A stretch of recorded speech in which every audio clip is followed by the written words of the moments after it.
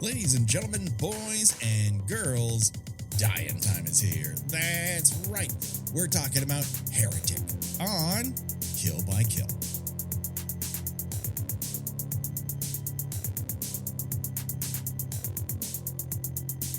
Well, greetings and salutations, Internet. It's your old pal, Patrick Hamilton, coming to you once again from beautiful Colorado. This is the Kill by Kill podcast, where we're dedicated to celebrating the least discussed component of any horror film, the characters. And we're going to unpack all the not necessarily that gory details of the latest release, Heretic, in the hopes that a Mormon missionary's untimely end is just the beginning of the jokes we might make at their expense and mine by extension. And as always, there's only one person I trust to be in the room with me when I am speaking to a man, the one, the only, Gina Radcliffe. How are you doing today, Gina? And baking blueberry pie for certain. Absolutely. And a real blueberry pie. None of this is just a scented candle. Yeah, or I'm no, going to put that's poison right. in it. That's the only thing where I call bullshit in this movie, that a scented candle smells that much like a real blueberry pie baking. Yes, I cannot say that would delude me, but then again, we are not coming to Heretic for realism necessarily. We'll get into that more later, but Gina, I don't want to scare you because we are not alone. That's right.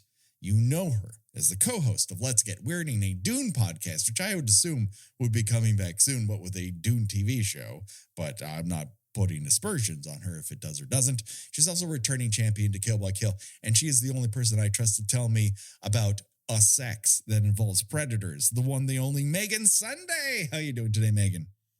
I'm okay.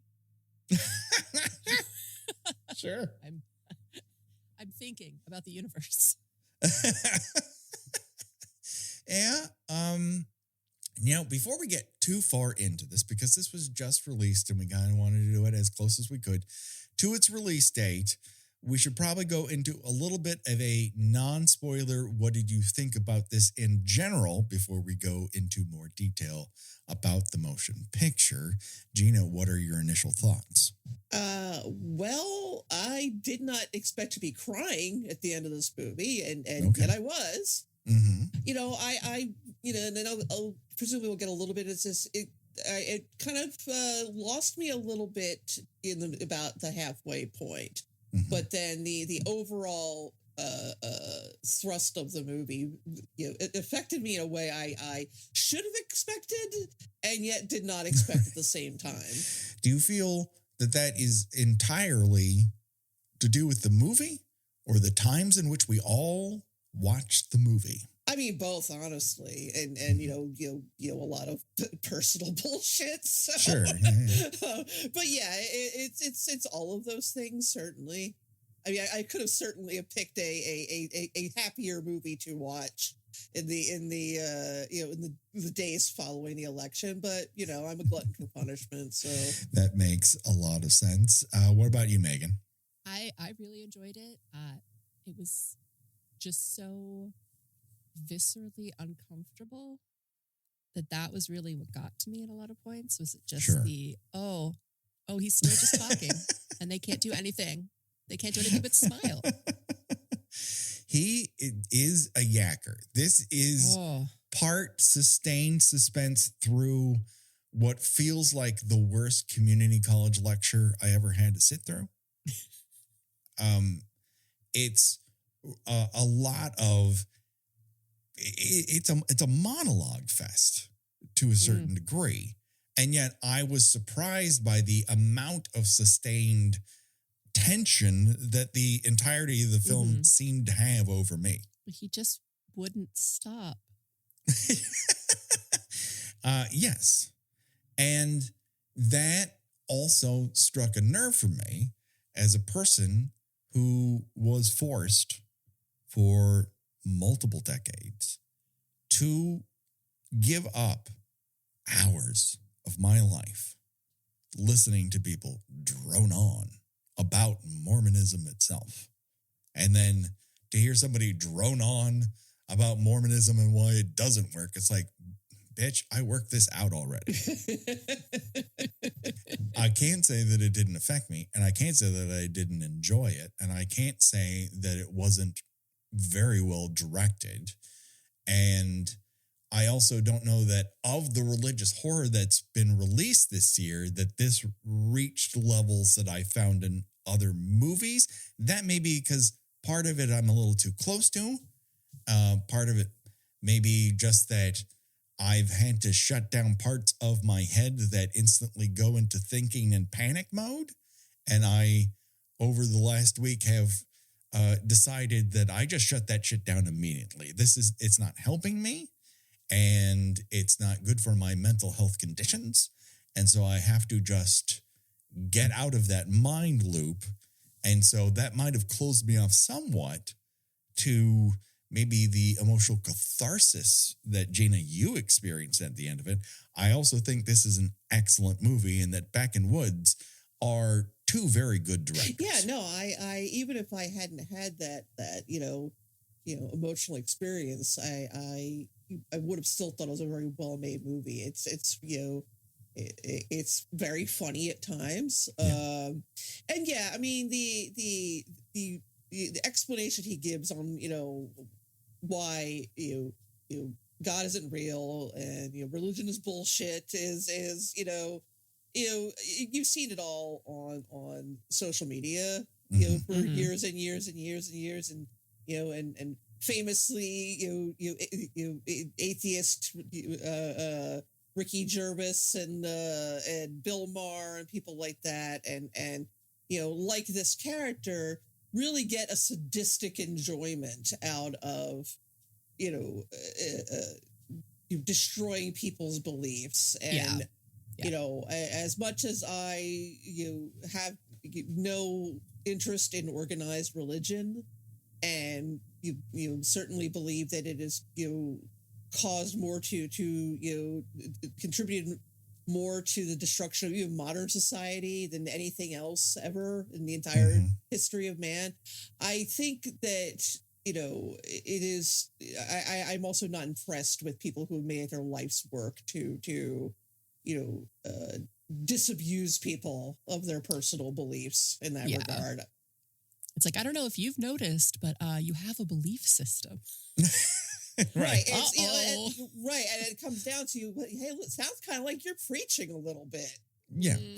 You've replaced the testimony with a different testimony. And you're still that your lips are blabbing and that jaw cannot stop moving up and fucking down. And it's right. You are still imposing your personal beliefs or lack thereof on another person.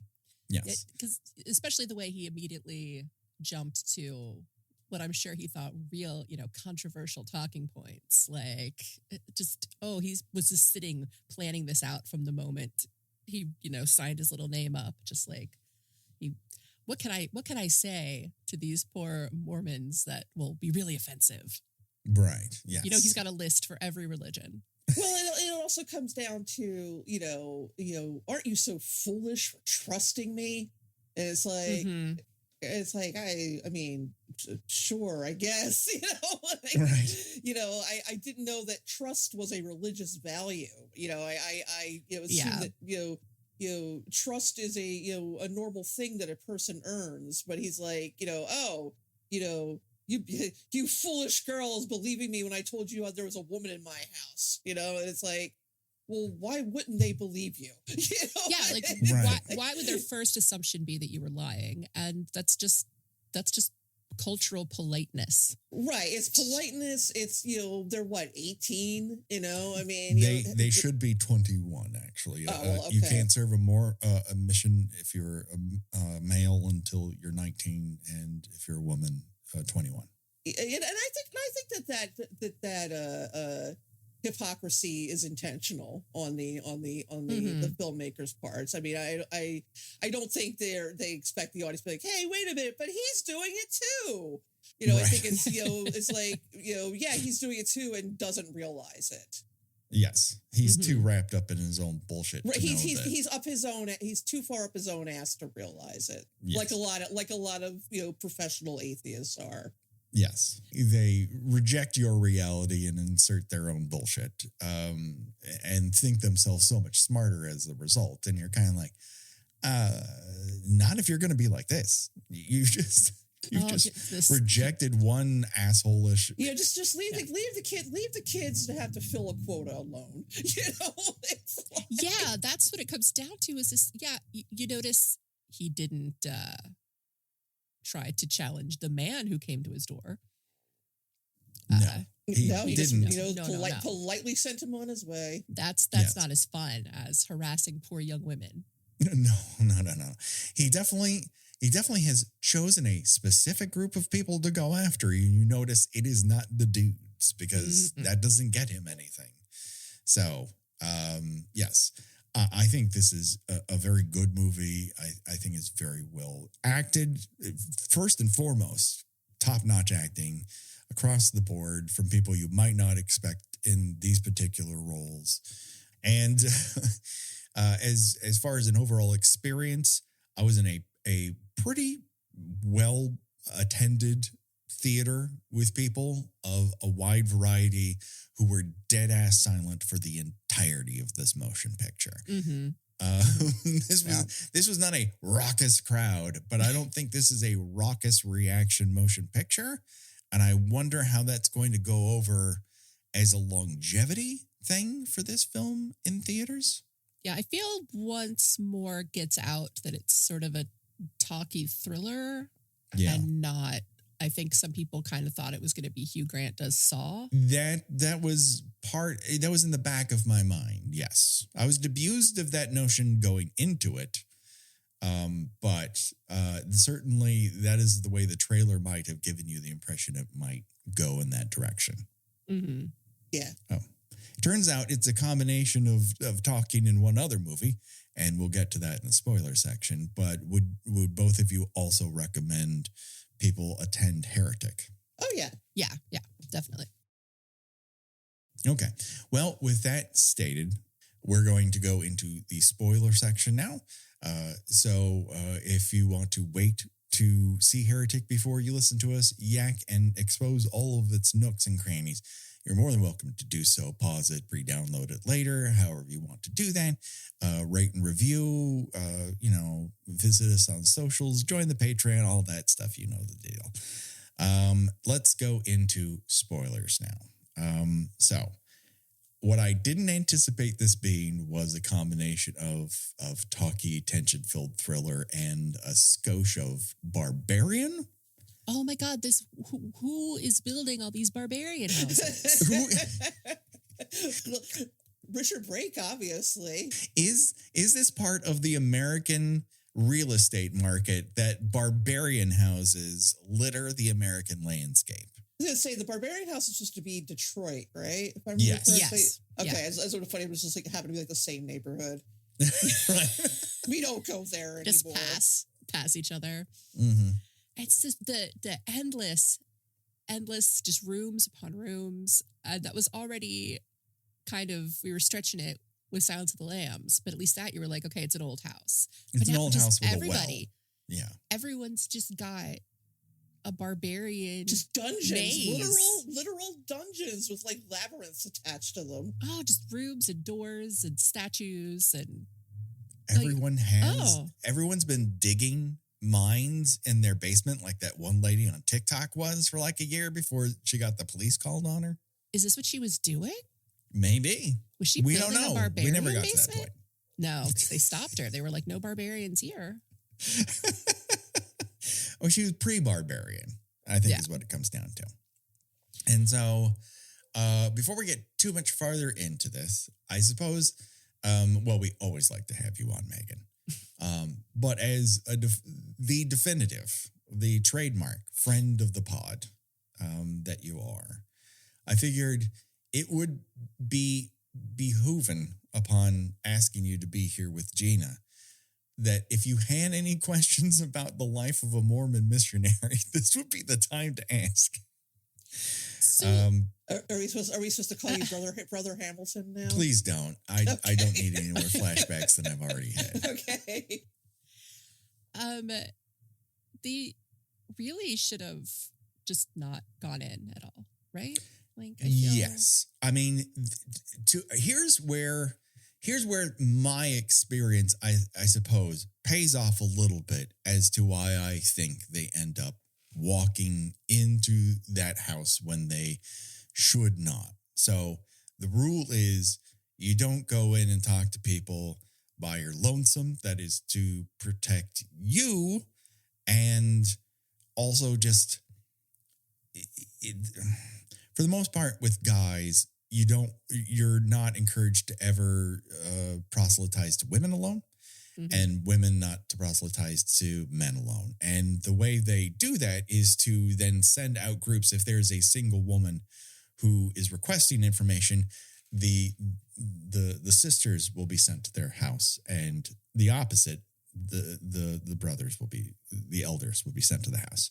So first and foremost, a fair amount of blame should be headed to Elder Kennedy's doorstep for putting this man's name on their tip sheet. There was no reason to send these two women to that man's house. You have elders in the area, or if you don't, you then have them cross over and they all go. You send 4 at the same time. So that is a bit of an issue. I suppose some of this may have been relaxed in the sense that when I went, the idea that you walked around with a fucking phone was science fiction. I might as well have had a goddamn jetpack on. But if you are wandering around with your own phone, I think you would, before going in there, note, we are walking into this residence now before you enter the domicile. And if sisters are not being told, or elders aren't being taught to do that before this movie, I think that'll probably be added to the list of to-dos immediately after. Do you think that because obviously this movie takes place presumably in the present, yes. Do you think maybe that, I don't know if I presume you don't keep in touch with anybody that you may have been friends with during that time who is still a couple people via like Facebook. Okay. I mean, maybe it's possible they've changed some things, or do you think it's just mostly, this is just for purposes of the plot to, I assume that certain things have definitely changed. Obviously, I like having access to your own phone and your own data plan feels like, well, that's going to be hard to lock down your access to the outside world, something that's kind of a big deal while you're on a mission. This never stopped me, however, as I have never read more books in my life. Because you were kind of like just, on your own, just sort of, you probably didn't have much to do other than going around proselytizing. Right. And dependent on the, your companion, which again is one of those wonderful Mormon turns of phrase where companion pretty much has 2 meanings, and one of whom is long time, and the other is this guy you're handcuffed to for months at a fucking time. So it's just like someone that's assigned to you, or yes, you're assigned to them based on the religious and vibes, whims of the head of the mission. He will look at the roster of who he has going in, coming out, and who he wants to mix up.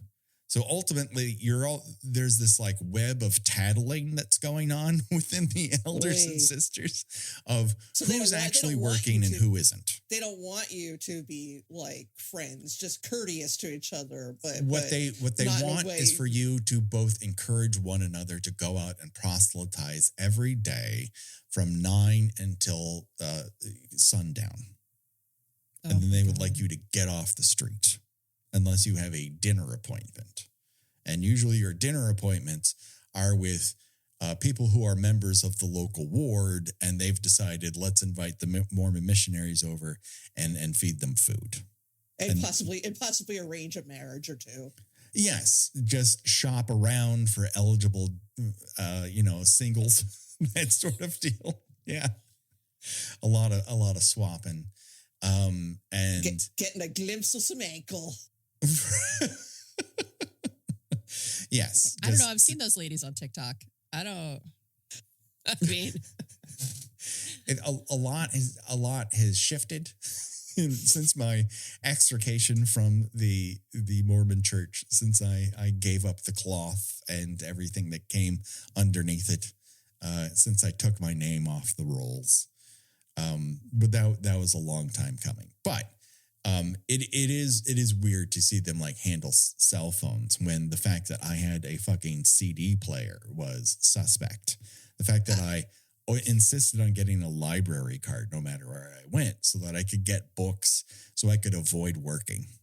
It must have been very, because you went to a regular public high school and all, right? Yes. Yeah. I mean, there's a rich vein of Mormons who continued on to California, which those who may not have heard the story, when Brigham Young, who succeeded the previous guy who snowed a bunch of people into this religion, he forced them across the prairie because they were being persecuted everywhere they went. Why? I don't know. For just double dealing on themselves and trying to recruit eligible ladies to join their polygamous, groups. Anyways, they arrive to the Salt Lake Valley, and Brigham Young sees it and says, "This is the place." And what they don't tell you is that he thought the place he was looking at was California. Oh, so it's like Christopher Columbus. Right. Yes. I found India. My guy, you did not. So, they say that history rhymes, and it did again. So they settled in the Salt Lake Valley, and the rest is but history. The rest is you read it in exhaustive detail and Under the Banner of Heaven. yeah. Yes. Yeah. A show that I had a lot more fun watching than I did reading. I'll say that. Well, I mean, Andrew Garfield. Anyway. Well, yes, he's easy on the eyes. He was what I appreciate about that. I did like the book as much about a history lesson as much as a true crime story. Is I like that Andrew Garfield was the good Mormon, and like Wyatt Russell and the others like the bad Mormons. Yes, you could tell because of their hair. You can tell because Wyatt Russell wanted to run for a political office on the platform. But let's just eliminate everything from the Constitution from like the 10th Amendment down. I just wonder what religion Andrew Garfield will cover next. True. He's got them all. He's getting them all. They're like Pokemon to him. He's gotta portray them all. Maybe Siddhartha is next up. Wokeness and political correctness be damned. This was an interesting flashback to an era in my life. And just for those who may not know this, because every show could be someone's first, here's the deal. I grew up in my particular ward, which is your parish. For whatever reason, I was in like a desert of kids. Like there were 2 girls and me, and then there were no guys, with the exception of like 2 years older and 2 years younger than I was. I just happened to be in this weird boy dry spot. It wasn't an issue for me because I have no problem talking to women, but it did mean that I didn't have that exact Mormon peer pressure experience that a couple people had. And as a result, I didn't have a lot of hard and fast Mormon boy friendships that were built around going to church and trying to be the same person and all that bullshit. And my entire life, I kind of assumed that a mission may or may not happen, but I couldn't imagine why I would be motivated to go. Surely I would find some sort of parachute out of it. Like I would be, spotted in a mall and they said, you have to be this kid on television or some bullshit that I imagined for myself. And of course that doesn't happen. And as I get older and older, my options are like, I don't know, let's go to Glendale Community College, which I do. And then I'm really eking older and older here where 19's really coming up fast. And even though I was exceptionally young for my class, so I had a little extra time. But towards the point where I start to turn 19, all of these older kids come back from their missions and they all come back with these fantastic skills that they did not possess before. Because I knew them as pot burnouts who just watched The Wall over and over again and told themselves and everyone within earshot, I'll never do that. And then they were all forced by their families to do it and came back speaking Portuguese or living in Kyoto and all these things. And I'm like, wow. And they're like, I'm going to become a dentist. I'm going to go to law school. And I'm like, fucker, you had zero motivation to do anything in your life up until this point. How all of a sudden do you have a life's goal? And they're like, go on a mission. And so by pressure of my own family, the ward, everyone else is doing it. Okay. So I succumb to peer pressure and I fucking go. And I'm expecting to be sent off to a place that would give me that once in a lifetime living experience. And they sent me to Newark, fucking New Jersey. Oh, no. Now, on behalf of New Jersey, I am very sorry. Well, in Newark, New Jersey, during the height of the crack epidemic, I might add, not that Los Angeles was a fucking garden spot, but I was probably the only person in that town that had any sort of acknowledgement of what, and this is all coming from the media I'm ingesting, of what life is like for Black people in a town like Newark, New Jersey, because I listened to hip hop. And as Chuck D told me, hip hop was the CNN of the streets. And so I went into that situation with my eyes a bit more open than a lot of my compatriots. As a result, I became disabused of the need to really proselytize an area that was already subjugated to so much white nonsense. The last thing they needed from me was to add to it.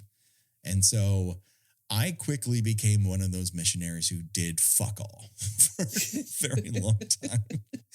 And as I said, I would go to the local library and I would check out novels I wanted to read and I would fire through them. And I didn't have a car, so we would bike or walk everywhere. And eventually I got sent to the suburbs. That my attitude did not change there either. Eventually I ended up with companions who were more in my vein. We were sealed off, as it were, as people who were like, all right, we just got to get rid of these two guys. Where can we send them where they're going to do the least amount of damage in an area we don't need to grow in? And so that's what I was for the longest period of time, was someone who they're like, all right, this guy will be fine. We just won't give him to anyone new. And that was my life for like 2 years, trying to survive this momentary bump in my life experience, because it didn't teach me much other than observing levels of life that I might not have ever been exposed to on a personal basis, which is invaluable, but I can't say that I didn't know what those things were. I just didn't have to live them day to day. So, the night of the Rodney King riots in Newark, New Jersey was a real fucking hoot. Let's put it that way. Oof. Now, did a lot of righteous anger that was very well earned. Did you ever try to approach anybody while you were there? Oh yeah. Yes. I was in companionships in which we dutifully delivered books of Mormon. I was in companionships in which people wanted to knock doors from 9 a.m. to 5 p.m. And I did. I was acting a role, and I did the best I could for that person, because while this was not what I wanted to do, I also felt the need not to ruin their experience.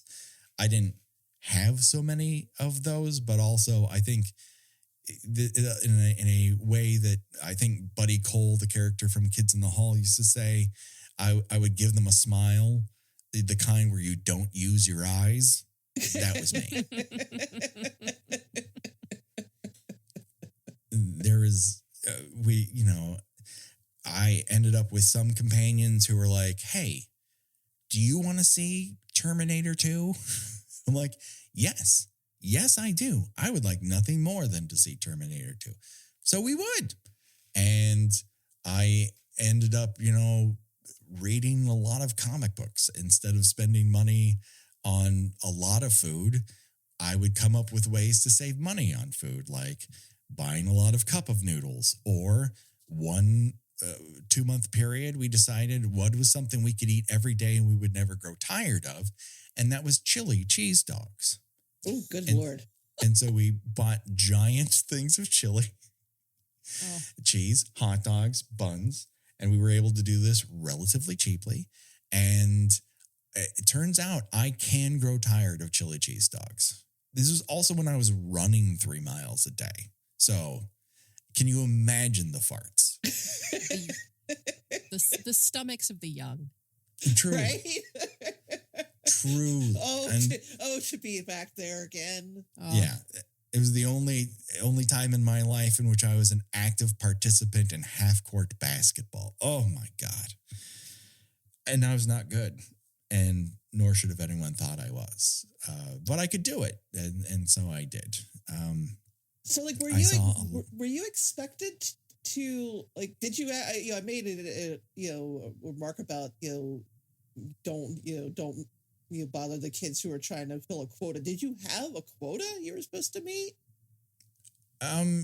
Certainly it was encouraged. I mean, you can't, you're certainly trying to hit a certain amount of deliveries. Right. I realize it's not like you're recruiting Amway salesmen, but were you supposed to show proof that, yes, we went to X amount of doors per day or anything like that, or was it not quite that micromanaged? There was certainly a certain amount of honor system that went on, but you were delivering reports about what you did that day to people. And so a lot of it at the time was that there was an infomercial for the Book of Mormon that played on cable television. I remember that. People would call that number, request information. You would bring them a pamphlet and a copy of the Book of Mormon. You would try to arrange for a return visit, so that you could deliver Heavenly Father's plan to them. And maybe you would get a certain amount of return first visits, and there were 6 visits. The goal was to get a commitment to baptism in that second visit, which is fucking insane. You could then still, if they were like, I'm not sure, keep going back for these return visits, delving deeper into, the dogma of the church as you went, and giving them assignments to read in the Book of Mormon and exposing them to more of the culture and teachings of the prophets and whatnot, with the goal of, even if you got past 6 and they still wanted you to show up, you were encouraged to do so in the hopes that eventually you would wear them down. I had a lot of people who just enjoyed having a couple of white people over to yak with. At a certain point. I had to imagine that some of the more, quote unquote successful visits were just, by people who were just lonely. Yes. Like as with any person who comes around door to door, it's like, yeah, sure, you can come back tomorrow. I've got nothing better to do. Yeah. Right. Yeah. I never got to experience this because my mom would just always say, we're Catholic. And then And then they would hiss at you Yeah. and skulk away. Yeah, see, I Well- don't think we ever got like Mormons. We got a lot of JWs, but not Mormons. That's what we that I get can around here recall. now. But we used to get in Florida. We got a lot of Mormons. Yeah. We weirdly enough, we get way more Jehovah's Witnesses in our area. They come, I would say, pretty regularly every 2 months. And I just go, listen, I have utmost respect for what you're doing, but I promise you're barking up the wrong tree. Have a nice day. I don't need to come down on people who are just trying to express their personal beliefs. That being said, I can't tell you how many doors were shut in my face and how many times I was chewed out for even arriving to a place I was requested by them to go. It's another thing if I'm cold knocking on your door, which I got plenty of too. But it's another thing to go, hey, come by my place. And I show up, I'm like, you asked for me. And they're like, fuck you. And, you can only take so many of those. I was drunk when I did that. Yeah. They didn't want that particular one. Yes. Like, oh, this guy. And then after I left the church, my mother, God bless her, Mormon, God bless her, would continue to send the missionaries my way in the hopes that I might reconsider. And what my parents, particularly my mom, had a really hard time with understanding or even getting their mind wrapped around was the idea that I had chosen to leave this church that I could honestly say I barely ever believed in. Like my grasp on it was tenuous. I was only ever in it because I didn't have a choice. And then I made a choice to throw myself into the deep end. And as a result of that, I'm like, well, here's confirmation this just ain't for me. And there were probably some years after that in which I feigned that I was still interested in the church simply because I could not present any alternate reason that I would just jump right out of it. I didn't want to cause that kind of family conflict with my family also tenuously losing their house and, people getting massive. There's a lot of raucous things that happened in my 20s that meant I didn't need to rock the boat at any given point. And that is a my fault thing. Like, I should have been honest. I should not have lied. That is an on me situation. Well, I mean, that's a hard thing to discuss. Like my parents weren't religious, but my grandfather was. And so I could not bring myself. He was very excited when I took the initiative to become more Catholic when I was a teenager. It's a long story. I shan't get into the details of why I did that, but he was very thrilled at that, and was very happy that when I got married that I went through with having a Catholic wedding, including going to to the classes, including the pre-Cana classes, where you had to sit in a 6-hour class about how to use the rhythm method. Oh, where my then fiance and I were just looking at each other like, yeah, right. We're absolutely sure. Yeah, we are going to do this. And I'm like, we're basically like lying to God, right? Just like we would lie to God later when we were pressured into getting our child baptized, when we had no intention of raising her in with any sort of like organized religion. And I felt bad about that, because it's like, well, I'm lying to somebody here. I'm either lying to my grandfather, or I'm lying to my mother-in-law, or I'm lying to a priest, or I'm lying to God himself. And none of it felt good. I mean, I didn't feel defiant or anything. I was just like, man, it would be nice if I could just tell these people, look, this is just not for me. Yeah. And but you can't because it's No. sensitive. You gotta truck through. Yeah, just like you're Yeah. visiting your family. It's like, yes, I'll go to Christmas Eve services with you. Fine. And just sit there because you can't get communion. Right. Yes. Because You're a dirty sinner. haven't been to confession Yes. since 1997. Yeah, recently had a thing with that at a church wedding, which I'm like, well, I'm not getting up and acting like I'm someone I'm not, and then getting dirty stares like, why aren't you doing this? Why would I? Right. It's Wouldn't you Yeah, want? that's- Why that's would you rough. want me to Right. do that if that's not It's- something I believe in? It's worse to pass yourself off as Yes. as far as I'm concerned, at least. Even for for some people, it's like, well, for propriety, I'm tired of lying. Just let me Right, sit yeah. here. And it's also propriety. I mean, there's that stuff always is so entertaining to me because it's like, well, you're going to talk about propriety like, oh, well, you're in church, you're at mass. But it's like, yeah, then you should know there are rules about this. Like, I had breakfast before I showed up here. Right. Like, You're not supposed to eat before. I didn't before fast. I haven't been to confession. So, Yeah. like, no, I'm going to stay here. I'll stand until my row comes back. But, like, no, I know the rules. So I know I can't. I have a confirmation name and everything. Like, I Right, know. exactly. Yeah.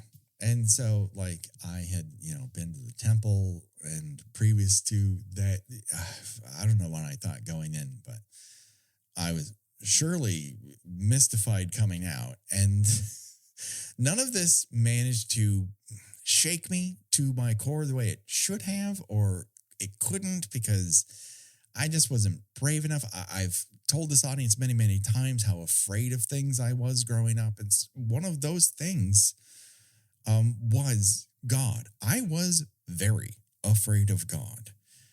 And I'm still afraid of God. yes, I'm particularly afraid of a God that is just as concerned with what an R-rated movie I'm watching as they are, let's say, people being bombed into the Stone Age or starving to death. I find that hard to grasp, frightening, and it is not to say that I can't believe in the because I am agnostic. I don't claim to know shit. And for all I know, Mormonism's the way to go, and I really missed out. That being said, the thing I have a really hard time grasping is that truly alien, this is all about the show sort of God concept, as opposed to a personal faith that helps me understand how crazy things are and that this is temporary. But I also think that's one of those things that really only makes sense when things are nuts. Like, the only times that I've really thought about appealing to a God are times that are truly out of our control, namely a fucking week ago as of this recording. And I'm like, hey, that's real cheap on my part. I can't go into this every time I find that things are out of control, but I get the idea. It's appealing.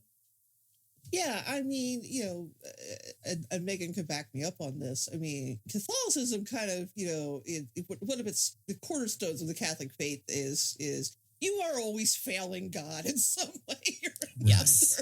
another. But at least you have a way out of it. You got to get out of jail free every week. Yeah, but you also have to tell another human being, all the horrible things you thought about and did. Because for some reason there's a middleman is required, which is actually one of the things that triggered my sense of I think this is bullshit part about being a part of a church is I never understood why you needed that extra person that especially in Catholicism, a religion entirely of middlemen between us and God. Where it's like, number one, God already knows what I did, and God knows if I'm really sorry or not. Mm-hmm. So I'm not quite sure, why, this extra person has to be there to to meter out punishment for me.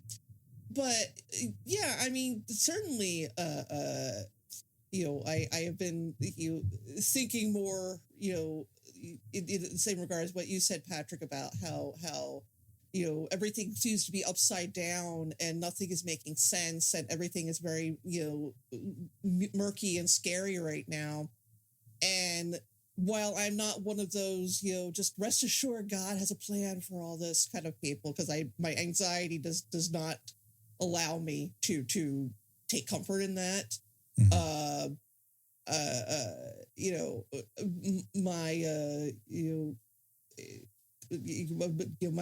My mindset seems to be, well, there's got to be some kind of reason for this. So something's got to come out of this that's going to be, for the good of us all, because I don't understand this right now. Yeah. Mm-hmm. And, it's not exactly a comforting thought, but, I don't know, maybe I'm sort of justifying it, because the alternative, that everything is terrible and people are inherently bad is something that I can't really, I don't want to say dramatically, I can't live with, but it is hard to live with. Mm-hmm.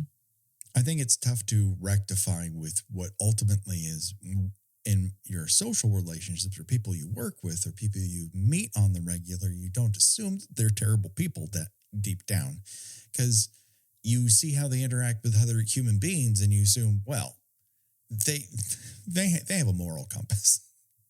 And for a lot of things they do. And yet, as we've seen with both recent and far off events, it doesn't take very much to subjugate those morals towards a more convenient end, even if that is just a magical belief, as, the stereotypical man who lives in the clouds, or in my experience, a man who lives on his own planet, and when you die, you get your own planet.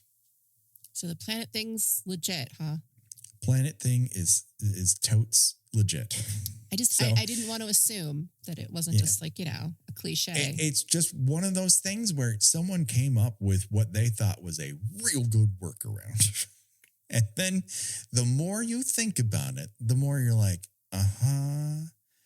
And so, like, people, this is just like an endless level of failing. Like, I'm going to become a version of God who does the same thing to other people. That doesn't sound like a good fucking plan either.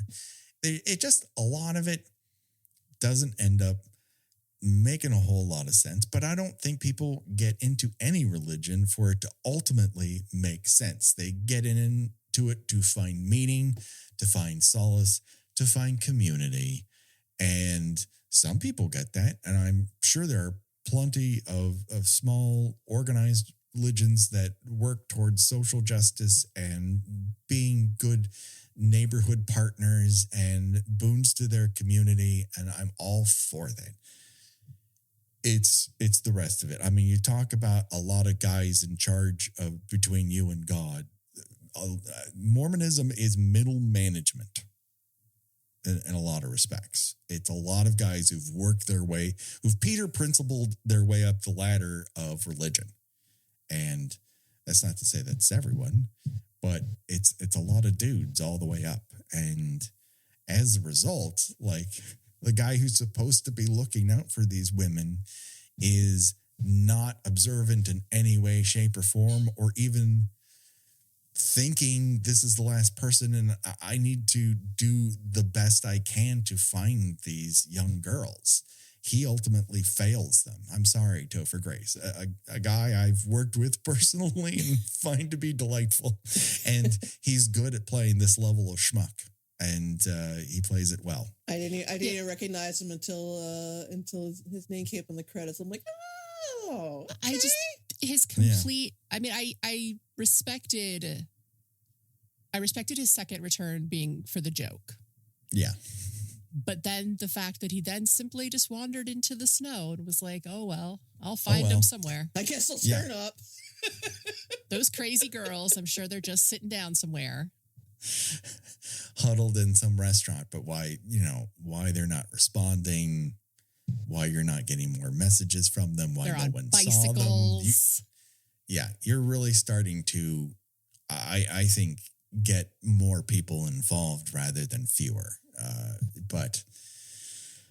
This is, again, but this isn't also over days. This happens within, I don't know if it's necessarily real time, but there's not a lot of cutaways to days go by happening in this motion picture. This is going on, and a timer has been set, and this is the planned rigmarole that's going to happen while these people are trapped in this basement. And the fact that he has two doors of belief and disbelief, and they both land you in the same fucking place. He thought that was so clever when he came up So with it. fucking clever. I have two questions. One, I guess I'll save for the end, because it is very much a spoiler question for, Well, we're in spoiler time. No, I know, but like in case people, who have decided that they're going to keep listening, even though they haven't seen it yet. Mm-hmm. Okay, so my first question is, he tells them that the front door won't unlock because it's on a timer. Mm-hmm. Is he lying to them?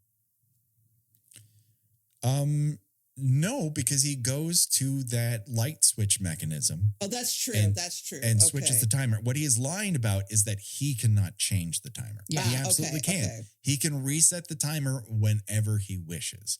But of course, he's not going to tell them that. They have to feel trapped.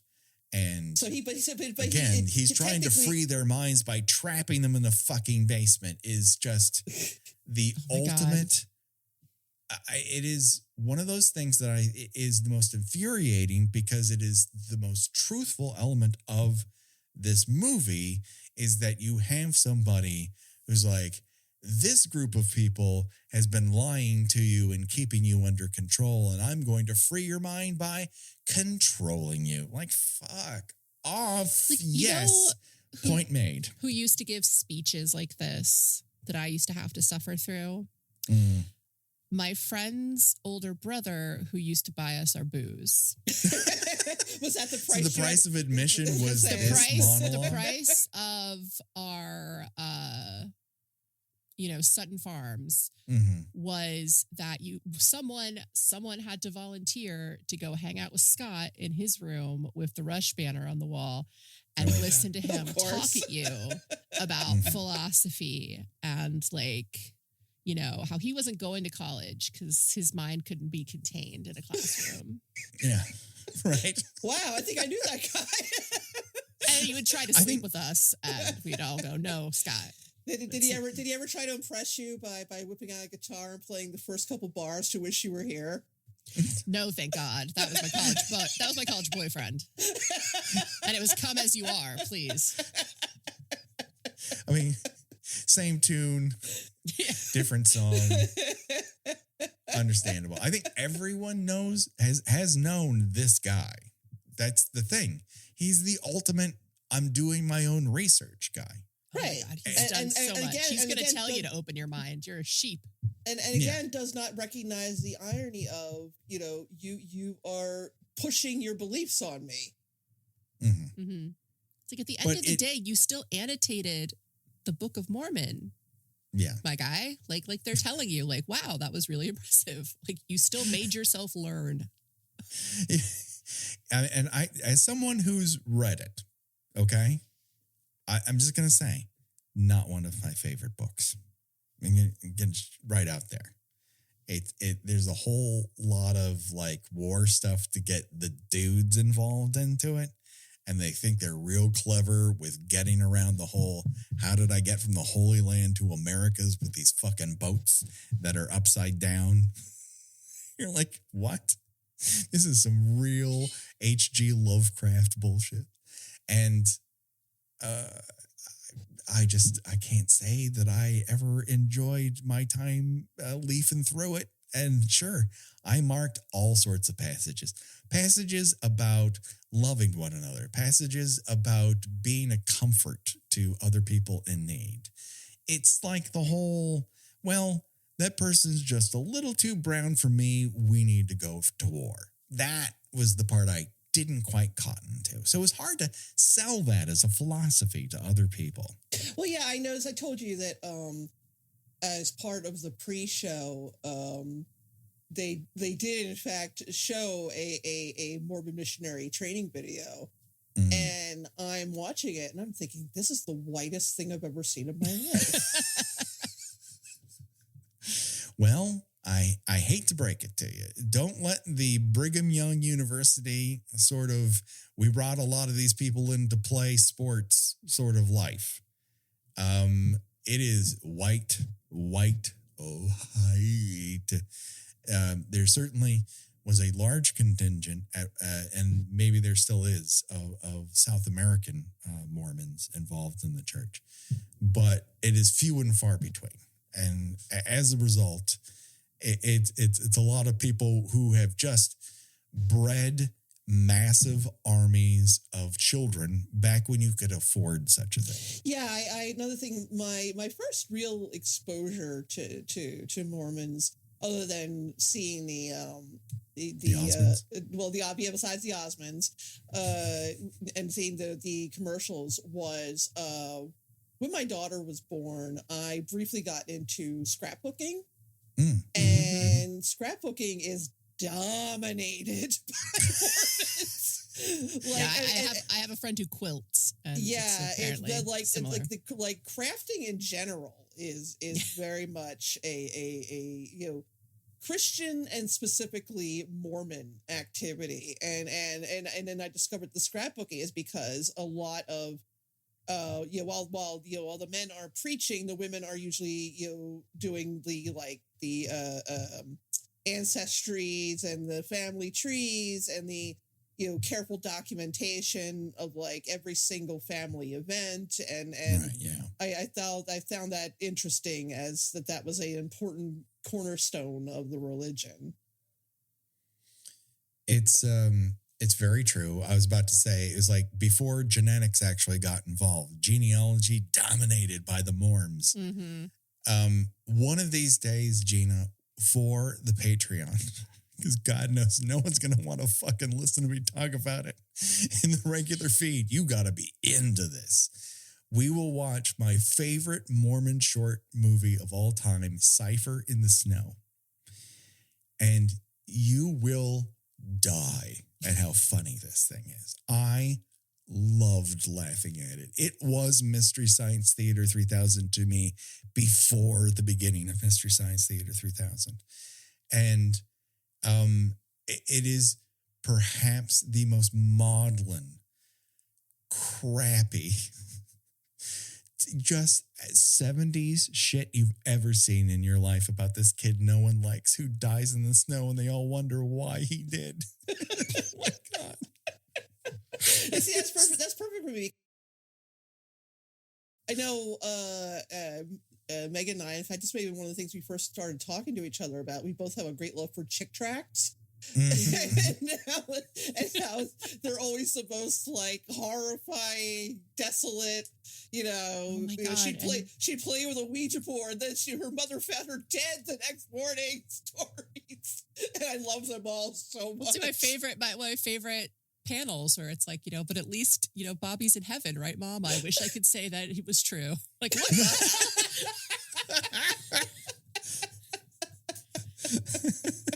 I don't want to lie to you. You got to hear it from me first. Bobby made a lot of poor choices, so no kid. He's not. So, yeah. And it's just all these artifacts of this, my attitude of going along to get along. And I think part of my active imagination was just like going elsewhere in my mind during 3 hours of church every week. Were you hoping that at some point it would just like magically take one day, or like were you? I assumed, because it seemed to work for other people. Right. You just you figure at a certain point, like, this is just going to make sense. Or you submit somehow, and you turn the part of your brain that was like resistant to some of the holes and the whole logic of it all. And you're just like, well, I'm sick of just being a logic person. And like I try to turn panic now off in my mind, I could turn logic off in my mind and I would just be a good Mormon. And that just never happened. You know, you didn't marry a Mormon and have like 9 little Mormon children whose first names all start with the same initial. Right. Yeah. it didn't. And I have friends whom it did. And I don't think they're lesser dummies or anything like that. They made choices and those choices work for them. And I think the vast majority of them are good people. So that's all that ultimately matters to me. I don't need to judge them on believing in a religion any more than I would ever want them to judge me for not. Right, and you're not actively trying to get them to see things your way. No, Jesus Christ, no. I tried proselytizing. Guess what, folks? As good as it ever got was getting people to listen to this fucking show. So it's because you didn't have a barbarian basement. I promise you, I'm better at this than I ever was as a Mormon missionary or any variation thereof. If you had a basement to put people in until you they listened. Richard Brake's got to give you some home renovation tips. Yeah, gotta start digging some tunnels. Get that Home Depot preferred customer card. I'll tell you one thing right now. I would go back to the Mormon church before I was like, you know, this basement, it could go lower. Fuck that. Fuck that noise. I don't need that. I don't want that. I don't even have a basement, so I have nowhere to put people. Well, I guess I could put them in the barn. Nor do I. I live in California. I live on a concrete slab. The slab either gets too cold or too hot. That's it. That's what I have. So that's what we're dealing with. I feel like I knew it would kind of become this, but I don't want to give the movie itself the short shrift necessarily, because this is not a Patrick gripes about his Mormonism past podcast. It is a horror movie character podcast. So, but it's only 3 characters.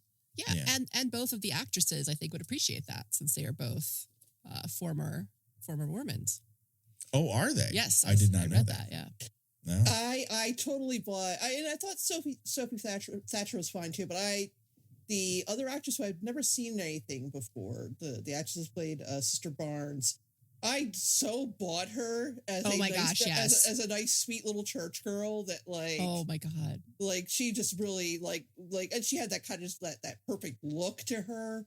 Like she has Mormon face. Yeah. Chloe East, who plays Sister Paxton, has prime Mormon face. And I can't really explain what that is other than we've been mixing together for so long that there seems to be some sort of mold press that Mormons come out of. And they're like what's that game that you play where you have a certain amount of faces on a board? Guess Who? Yeah. Guess Who?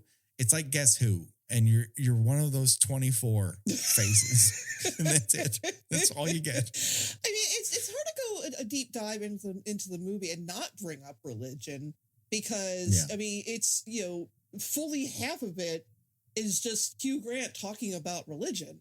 Yeah. Yes. So I mean, it is monologues and debate. Yeah. So I don't think that to go into our personal experiences with religion is inappropriate for this. I mean, one of the reasons why I got very emotional at the end of the movie was because it brought up the concept of is there life after death, and something I struggle with in my own feelings about religion is I don't want to think there's like I don't like the idea that there's nothing bigger than us out there. I don't like the idea that when you die you just die, and that there's like there's nothing else. There's no chance that you'll see your loved ones again, or that be reunited with every puppy and kitty you've ever had in your entire life. I mean, I love that kind of corny shit. I do. It brings me a tremendous amount of peace to think about. Especially somebody who has had to think a lot about her own mortality in the past few years. Yeah. And I don't mean to be melodramatic. It's just it's kind of unavoidable. Yeah.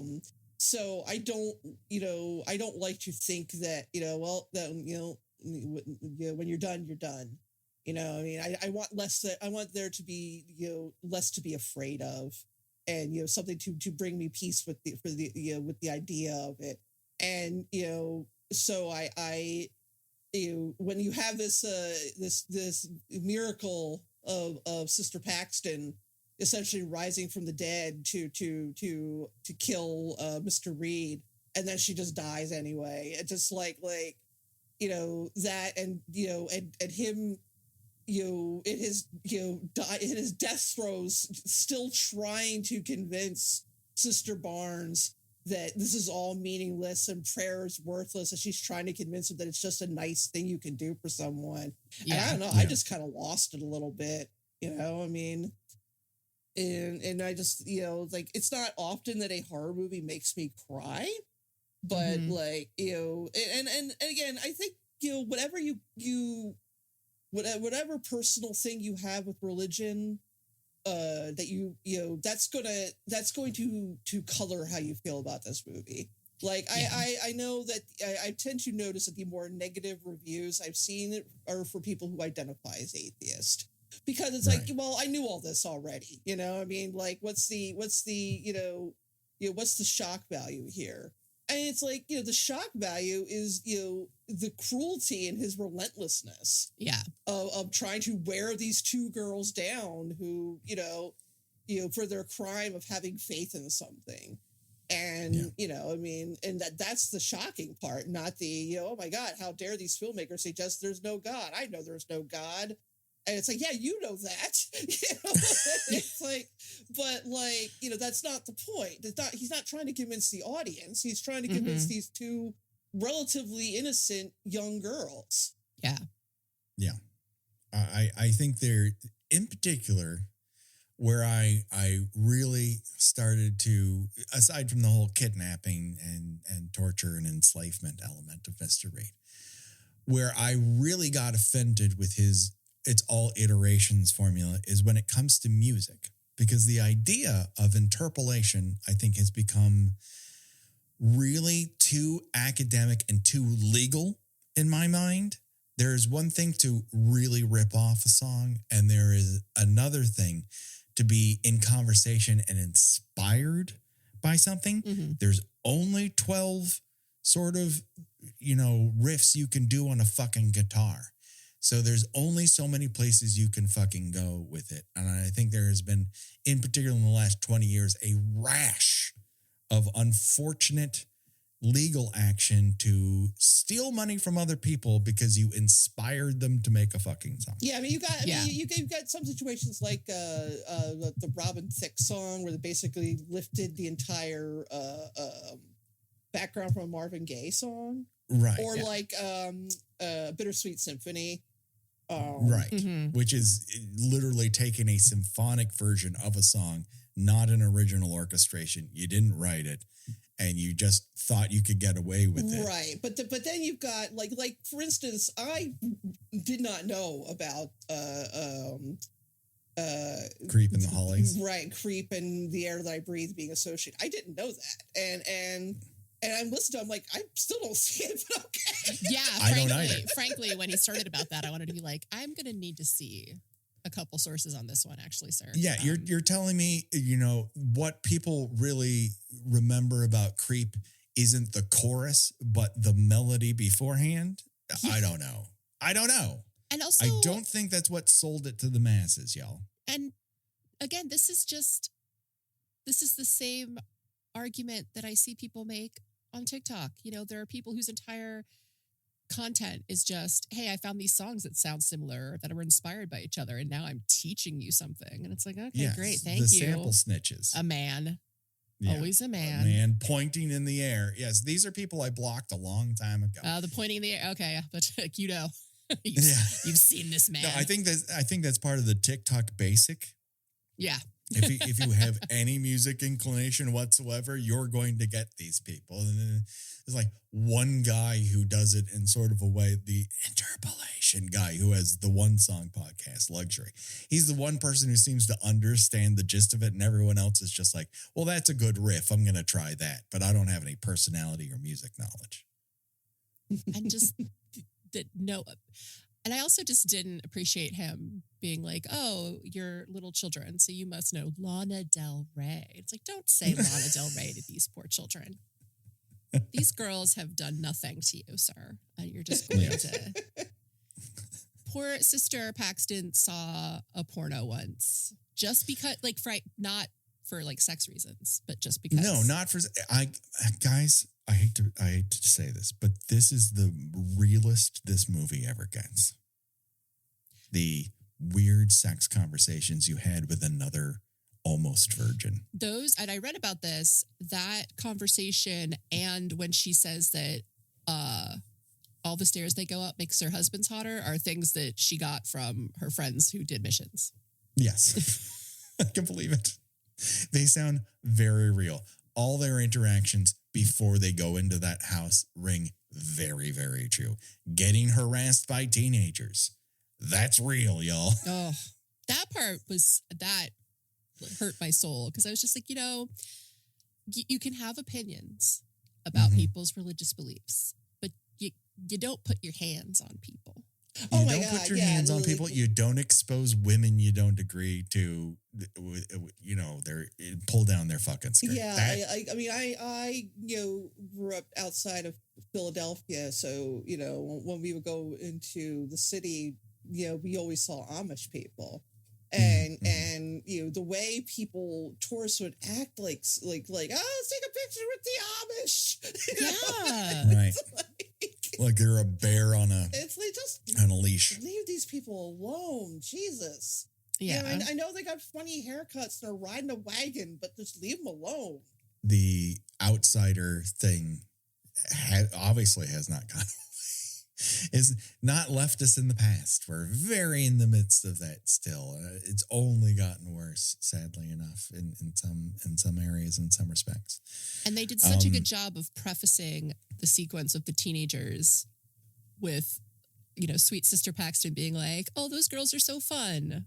Like, yay. And then it's just like, no, they're mean and awful. Oh, I remember when I was like that. This is so great. And then just being disappointed in humanity. And that is why I feel they end up entering the house. Mm-hmm. Is that Paxton is so humiliated by this and has stated how she wants a baptism under her belt. That she wants positive motion in her mission. And Barnes senses that need in her and her want to find somebody who's interested. And here's a person who says he's interested. And that is ultimately why they enter the house. Barnes knows better and double thinks, about whether or not she should do this, based on the fact that Paxton is A, desperate for it, and B, just been humiliated. She deserves a win. And they enter the house because of that. She's just wearing little socks. Wearing the tiniest socks and these shoes that are very inappropriate for fucking rain. I've never been wetter than I was when I was a Mormon missionary. Yeah, they can't not have known there was going to be a blizzard. That, yes. I mean, and also, he obviously could not have anticipated what the fucking weather would be whenever they arrived to his house. Because it's not like no one planning on kidnapping someone is making a lot of personal arrangements with the missionaries who are coming to their house. Which brings me to my next question. So we've already revealed the whole barbarian element of this, that Reed is actually keeping a cadre of women that he sets up as the prophet, who then pull the magic trick of dying and are replaced with another woman. So Becky had the question, why does Reed kill Barnes?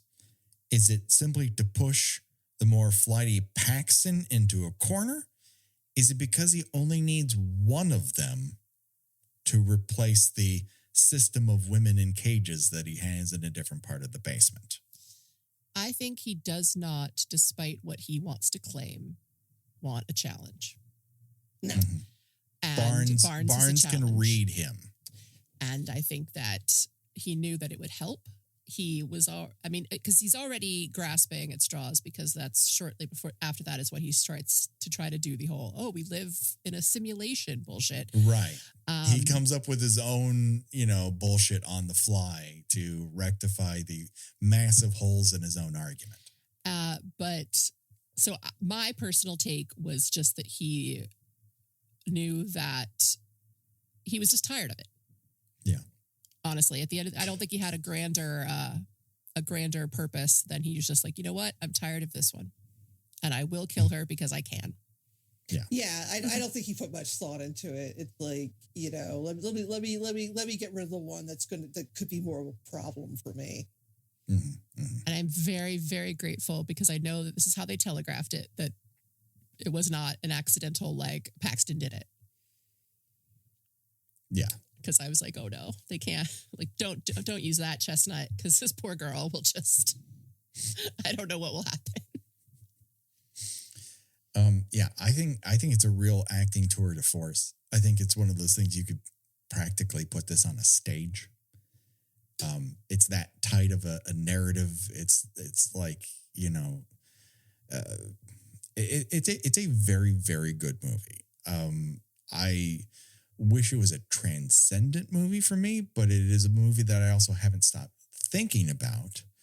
And it'll definitely land on my best of list this year, but I don't know its ranking currently. Mm-hmm. Yeah, I'm still digesting it. But like I said, I mean, how you feel about religion in general, and whatever complicated relationship you may have with it is, or not have with it, is going to definitely color how you feel about it. Yeah.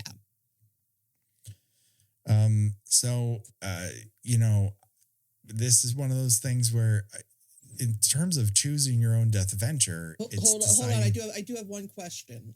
Sure.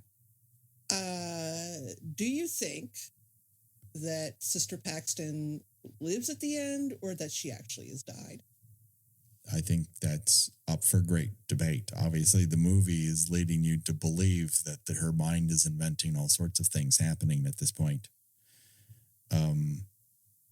in order to deal with the trauma, or that these are her dying thoughts of escape, and she's actually been stabbed in the throat in the basement.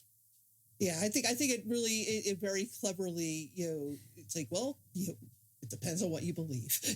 Yes. It's like, Yeah. I mean, you could believe in goodness and miracles, that she survives, and or you could believe that, she's just dead in that basement.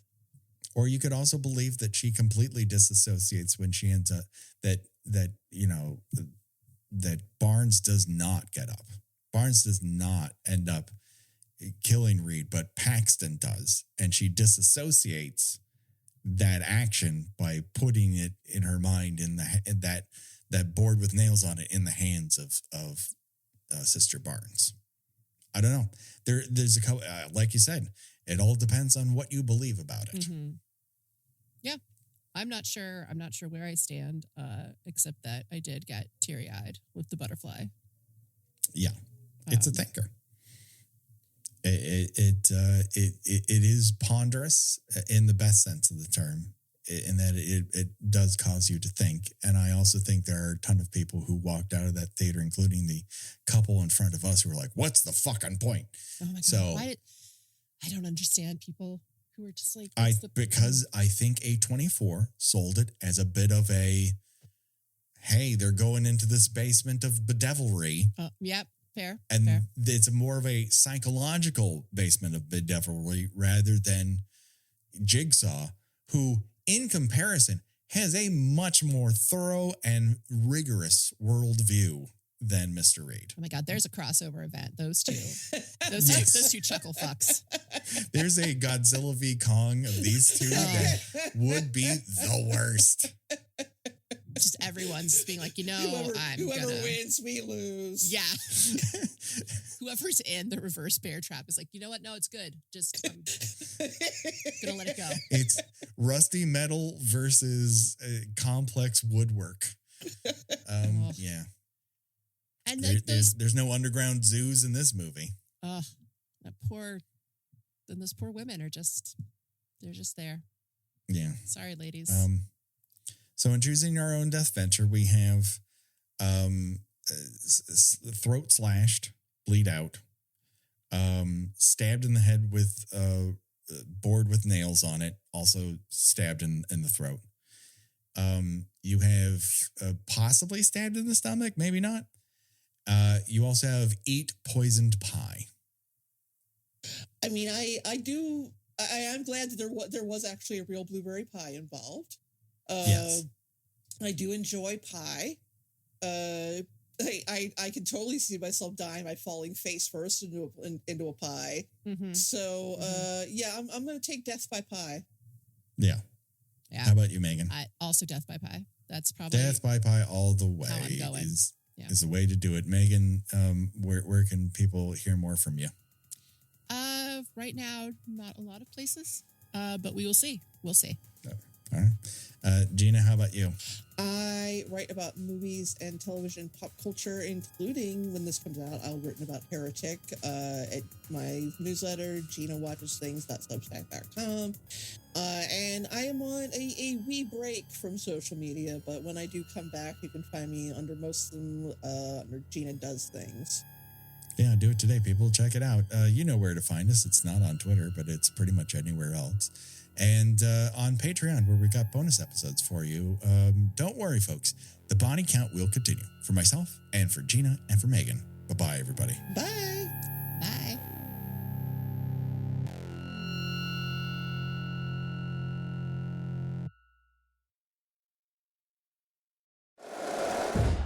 Hey everybody, I'm Trevor Sikkema, host of the PFF NFL show, here to tell you what you can find on all of our shows throughout the week. On Mondays, we have the Grade Release Show, where myself and Dalton Washman break down every single game that you just saw in the NFL. On Tuesdays, we have the Quarterback Breakdown with Seth Galina. On Wednesdays, we've got the Rookie Review with John Ledyard and the preview for the upcoming week in the NFL. So make sure you are subscribed to the PFF NFL show wherever you get your podcasts.